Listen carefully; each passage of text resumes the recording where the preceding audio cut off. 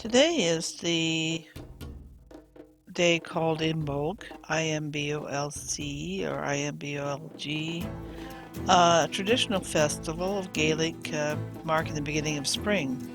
It's held on the 1st of February, about halfway between winter solstice and the spring equinox.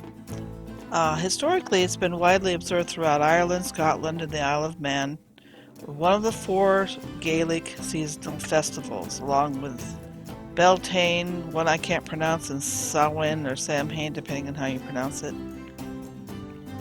Anyway, this is the festival day for Saint Brigid as well.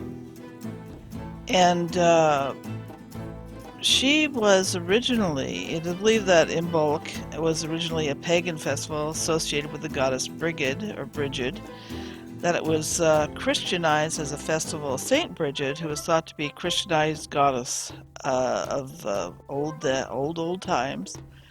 And people make the Brigid crosses, and they have certain little prayers they do, and they do sometimes they'll make a doll-like figure for divination.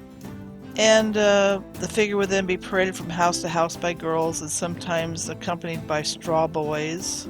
I'm not sure what that is exactly. Anyway, Brigid is said to visit one's home at Imbolc. To receive her blessings, people would make a bed for Brigid, leave her food and drink, and items of clothing would be left outside for her to bless. She is also invoked to protect homes and livestock. People participated in special feasts, a visit to holy wells. It was a time for divination. She appears in Irish mythology, but then now she's a real person. Saint Brigid, also same name, supposedly helped many people in her lifetime. But on February 1st, 525, she passed away of natural causes. Her body was initially kept to the right of the high altar at Kildare Cathedral, with a tomb adorned with gems and precious stones and crowns of gold and silver. But in 878, during the Scandinavian raids, her relics were moved to the tomb of Patrick in Columba. In 1185, John de Courcy had her remains relocated in Down Cathedral. Today, St. Brigid's skull can be found in the Church of St. John the Baptist in Lumiar, Portugal.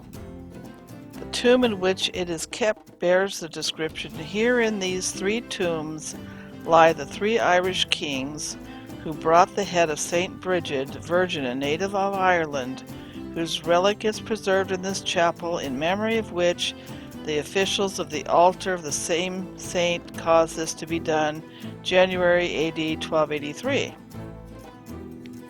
Then it starts to say that a portion of the skull was relocated to St. Brigid's Church, and another was sent to the Bishop of Lisbon and St. Brigid's Church in Kilister. Well, St. Brigid's likeness is often depicted holding a reed cross, a crozier, or a lamp. Well, there's a lot of, we've seen a lot of this in traditions and in legends and things like this, where something very old is sort of repurposed to something newer. It's been suggested that Brigid is a continuation of the Indo-European dawn goddess. She's associated with the spring season, fertility, healing, poetry, smithcraft.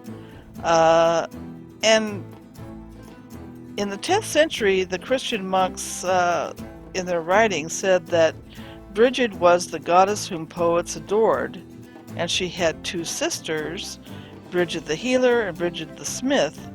This suggests she may have been a triple deity. Saint Brigid shares many of the goddess's attributes on her feast day on February 1st, which was originally a pagan festival, as I mentioned, Imbolc, marking the beginning of spring. It has thus been argued that the saint is a Christianization of the goddess. So there you go. Happy Imbolc. And may your hearth stay warm and your animals grow really well and all that jazz. Keep asking questions.